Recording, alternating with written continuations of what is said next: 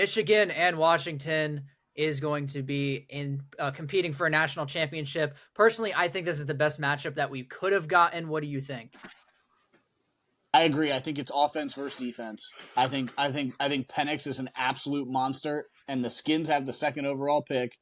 And in my mind, I know there's talks already that they want to trade up to take Caleb Williams. I would not. I would take Penix.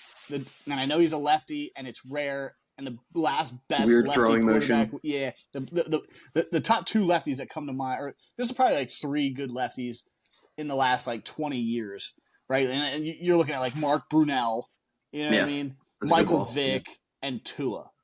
Right? Those are like the only three. There's only two in the NFL right now. So who's the other one? Tua and who else? He's a backup in Seattle. There's only two in the entire league. Oh, third string. Okay. So when I'm looking at it, like I really like Penix. So you're looking at primo offense versus primo defense. If the game gets into a shootout, Michigan's in trouble.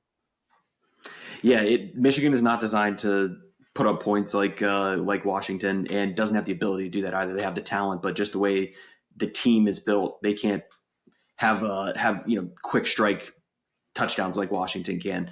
Penix throws one of the nicest deep balls I've ever seen. He really pushes the ball vertically. It's great. A little unorthodox, but it gets where it needs to go, and they throw touchdowns, so that's what matters. You're exactly right. Offense versus defense. I think Washington takes it, man. I'm a little shocked by that line. I think it turns into a shootout. You can look at it either way. Either Michigan got a wake-up call, or that's what Michigan looks like whenever they have a month to prepare for a game. And in this case, it's just a week, but they're focused on one game and everything's leading up to it. It's going to be a really good game. I think it's going to be a really close game. What are your guys' picks for this game? I'll go first. I do think that Michigan is going to walk away as a national champion. I just think everything's on their side right now. They are favored in this game, but we talk about defense a lot with a lot of sports. Washington's defense just isn't as good as Michigan's. They're allowing more than twice as many points per game.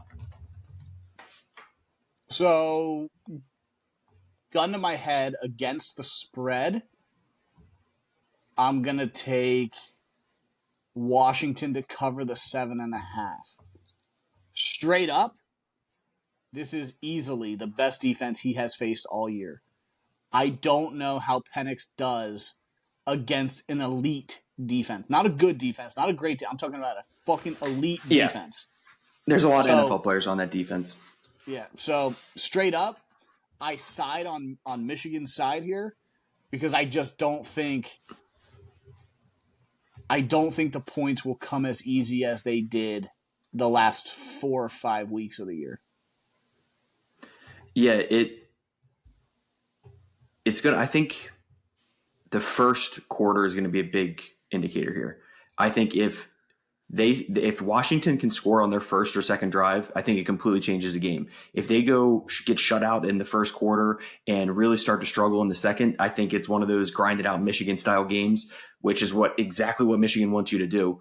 I'm kind of with you, Dean, almost to a T, but I think Washington has a legitimate chance to win this game. So, like on your money line bet, if Michigan doesn't get their act together offensively and can only put up 14, 17-ish points, I think Washington can score that against that.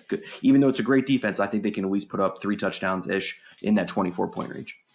Yeah, it's kind of like if the game's under 40 points, Michigan wins. If it's over 40, I think it's Washington. I think that's a great indicator right there. Exactly.